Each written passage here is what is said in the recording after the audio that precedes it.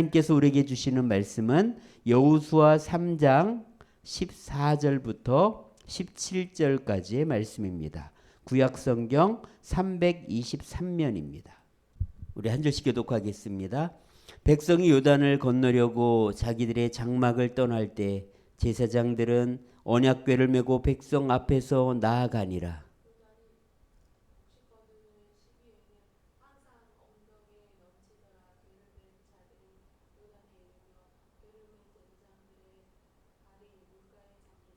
곧 위에서부터 흘러내리던 물이 그쳐서 사르단에 가까운 매우 멀리 있는 아담 성읍 변두리에 일어나 한 곳에 쌓이고 아라바의 바다 여매로 향하여 흘러가는 물은 온전히 끊어짐에 백성이 여리고 앞으로 바로 건널세.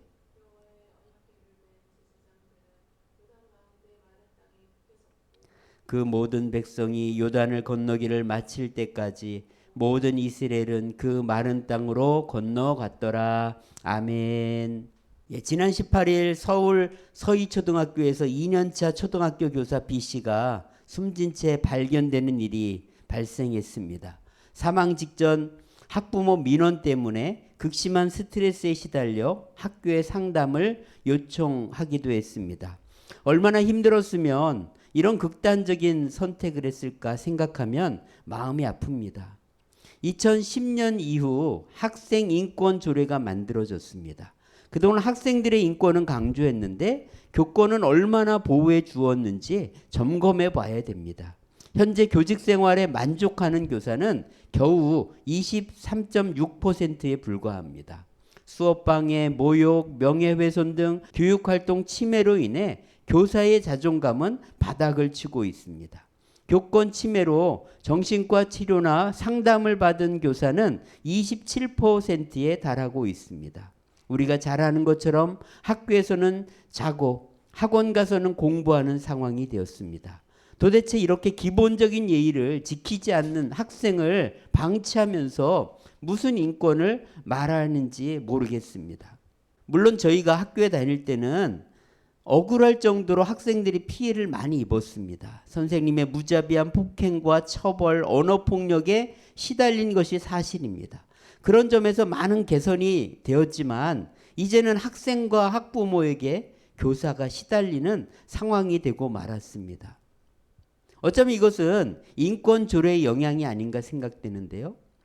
공정하고 정의로운 세상을 추구한다면서 한쪽은 차별하는 일이 지금 벌어지고 있습니다. 특별히 동성애자를 위한 차별금지법이 생긴다면 얼마나 심각할까 저는 더 걱정이 됩니다.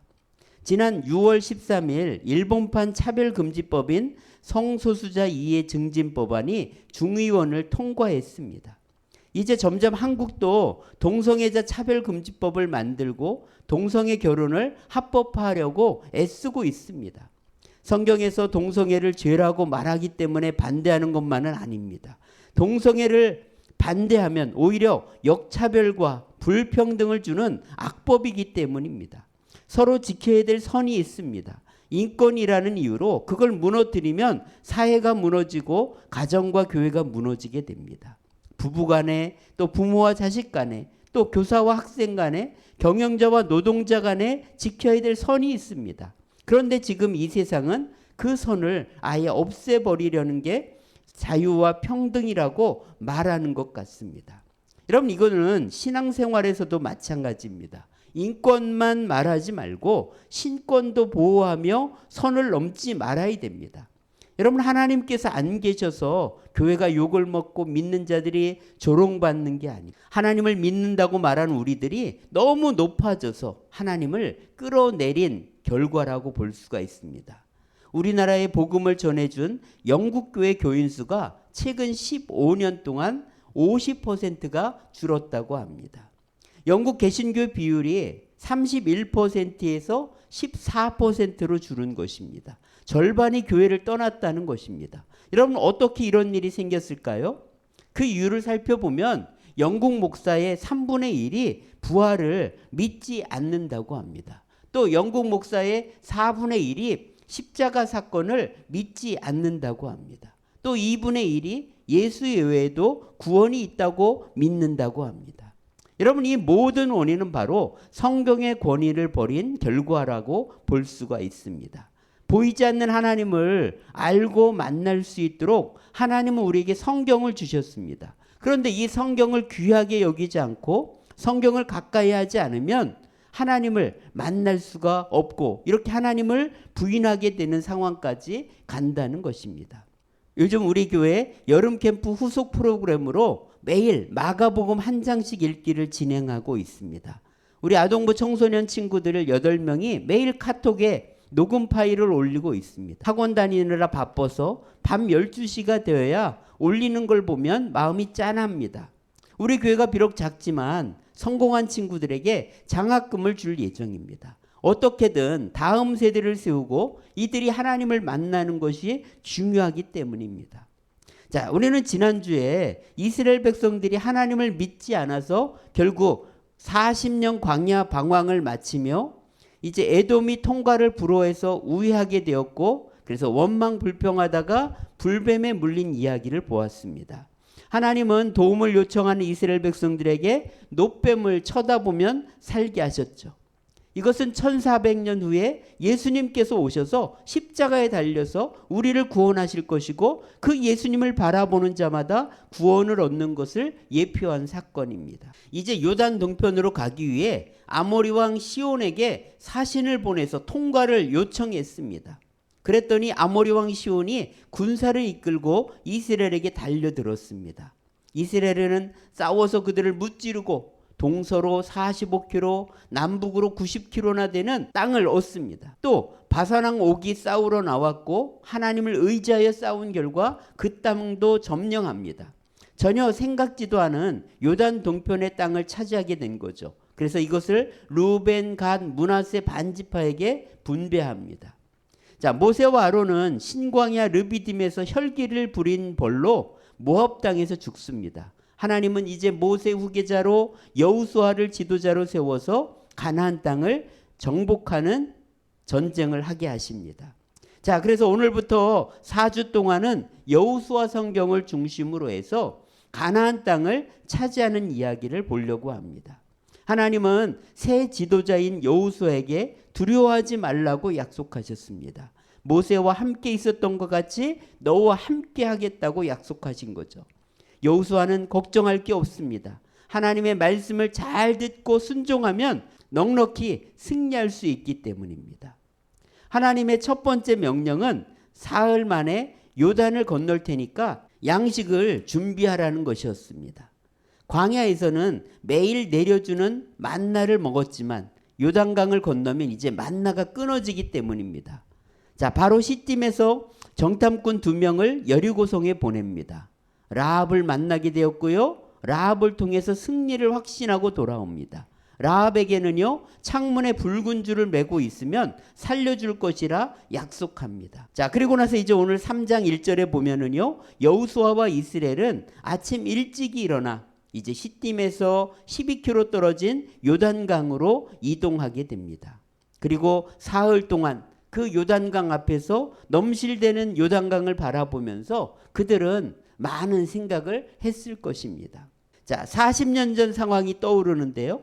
그들의 조상들은 홍해바다와 애굽 군대를 보면서 원망을 쏟아 놓았습니다. 그때 모세는 이렇게 외쳤죠. 가만히 서서 하나님의 구원을 보라. 그리고 모세는 지팡이를 바다 위로 내밀었고 동풍이 불면서 바다가 갈라져 마른 땅이 되어 건넜습니다.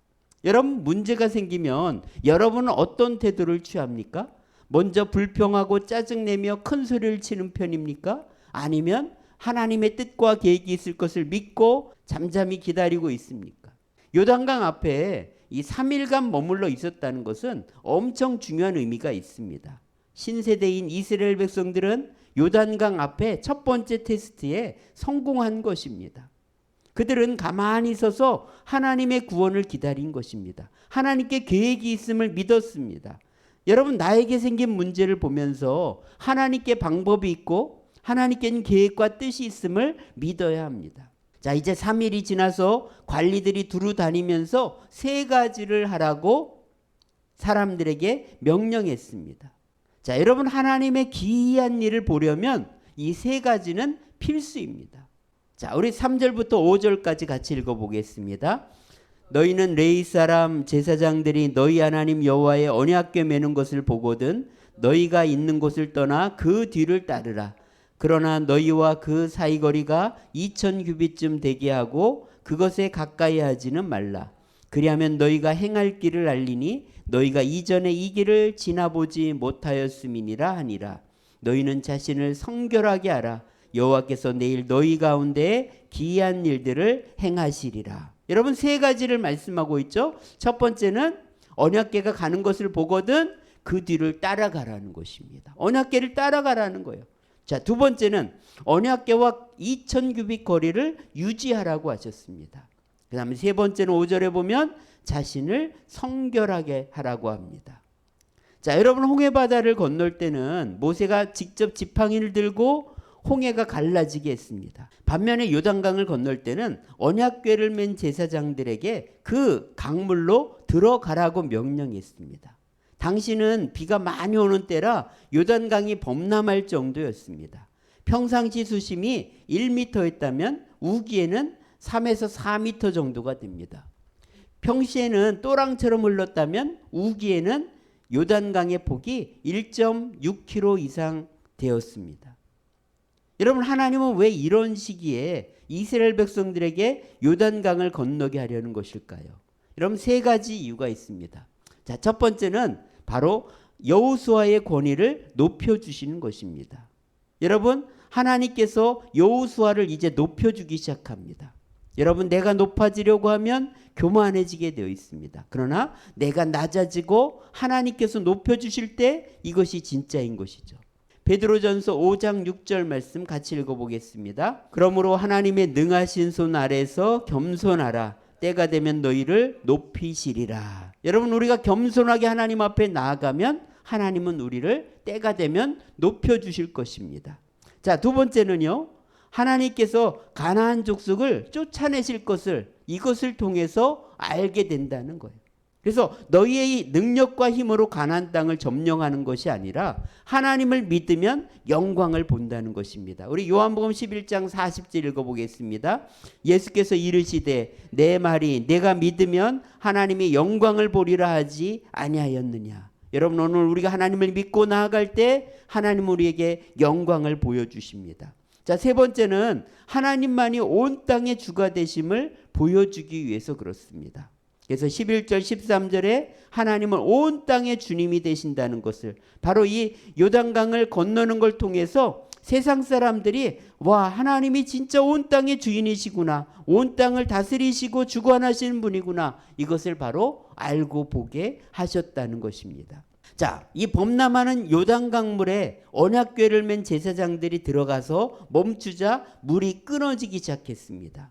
16절에 보면은요, 여리고 북방 20km에 있는 사르단에서부터 물이 쌓이기 시작했다 이렇게 말하고 있습니다. 그러니까 이스라엘 백성들이 바로 앞에 있는 곳에서 물이 끊어진 것이 아니라 16km나 멀리 떨어진 곳에서부터 물이 끊어지기 시작했다는 거죠. 그러니까 결국 하류에는 더 이상 이제 물이 흐르지 않았습니다. 더 나아가서 제사장들이 선 곳과 건너가는 그 땅은 마른 땅이 되게 했다고 17절에서 말하고 있습니다. 자, 요단강을 건너가는 것도 기적이지만 사실 더 큰 기적은 마른 땅으로 건넜다는 거예요. 여러분 물이 지나간 곳은요 진흙탕 길이 될 수밖에 없습니다. 그런데 이스라엘 백성들이 건너가는 그 땅은 마른 땅이 되게 해주셨다는 거예요. 하나님은 우리에게 선물을 주실 때 그저 그런 것을 주시지 않습니다. 하나님이 얼마나 세심하게 우리를 생각하고 사랑하시는지를 느끼게 하신다는 거예요. 자, 이스라엘은 언약궤를 따라가면서 바로 강 가운데 있는 또 언약궤를 바라보면서 그걸 느꼈을 것입니다. 여러분 우리가 하나님을 따라가는 삶을 산다는 것은 신나고 흥미진진한 모험과 같습니다. 나를 사랑하시는 하나님을 믿고 이 세상 끝날까지 우리 모두가 하나님을 따라갈 수 있기를 원합니다. 그러면 인생 전체가 기이한 일들, 간증거리로 가득한 축복의 삶이 될 것입니다. 자, 두 번째로요. 4절에 보면은 언약궤와 2000규빗쯤 유지하라고 했다는 거예요. 여러분 왜 2000규빗을 유지하라고 했을까요? 약 한 1km 정도 되는데요. 그것은 바로 하나님을 경외하라는 것입니다. 하나님과 우리 사이에 지켜야 될 선이 있다는 거예요. 하나님은 나의 창조주가 되시고 나는 그분의 피조물임을 잊지 말라는 거예요. 에덴 동산에 선악과를 만들어 주신 이유도 선을 넘지 말라는 것입니다. 인간은 잘해주면 어느새 선을 넘는 것을 봅니다. 인격적으로 잘 대해주면 우습게 여기면서 대드는 사람들이 있습니다. 여러분, 하나님은 우리와 친밀하게 원하지만 반드시 적당한 거리, 다시 말하면 하나님을 경외하는 것이 중요하다는 것입니다.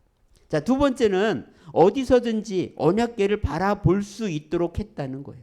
그래서 무슨 얘기냐? 늘 하나님을 바라보면서 살아가라는 것입니다.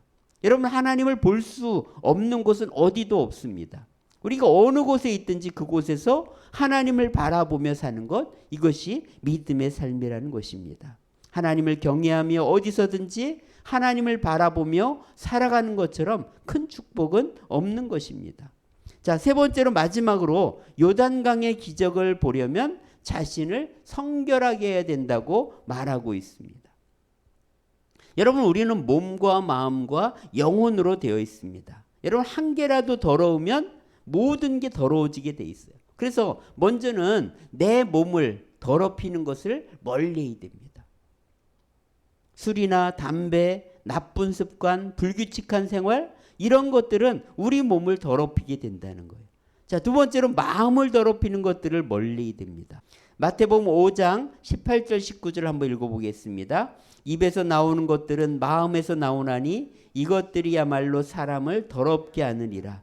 마음에서 나오는 것은 악한 생각과 살인과 간음과 음란과 도둑질과 거짓 증인과 비방이니. 여러분, 우리 마음에서 특별히 악한 생각, 이 악한 생각에서부터 죄가 시작된다는 거예요. 그래서 우리 마음에 악한 생각이 생기지 않도록 우리 마음을 살펴야 됩니다.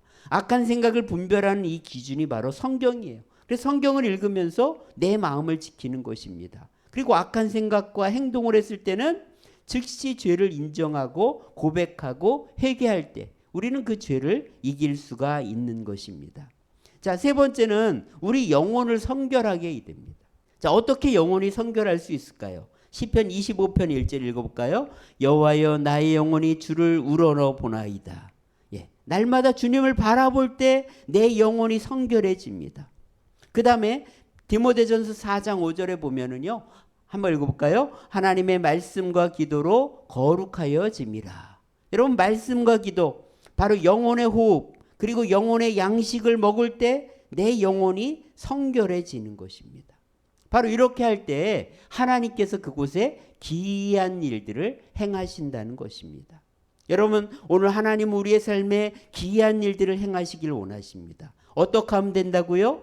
언약궤를 바라보며 따라가는 것처럼 우리가 하나님만 바라보며 따라갈 때 하나님 우리에게 기이한 일들을, 기적을 행하실 것입니다. 또 2000규빗을 유지하며 따라가듯 우리가 하나님을 경외하며 선을 지키며 믿음으로 나아갈 때 오늘도 하나님 우리에게 역사하실 것입니다.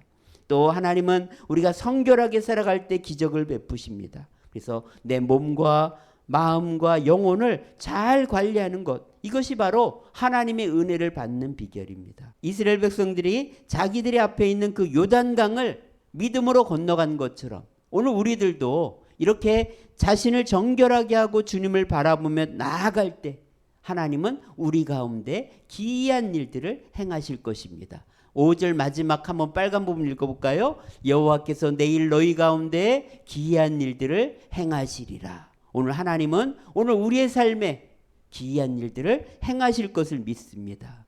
기도하겠습니다.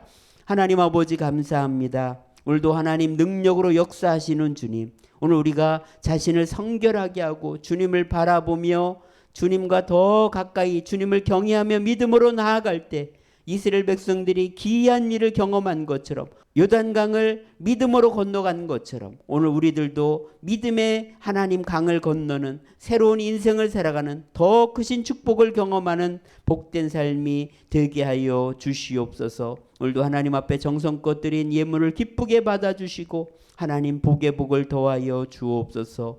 우리 구주 예수님의 은혜와 하나님의 크신 사랑과 성령의 충만 인도와 함께 하심이 믿음으로 살기로 결단한 우리 모두에게 이제로부터 영원까지 함께 하시기를 간절히 축원하옵나이다. 아멘.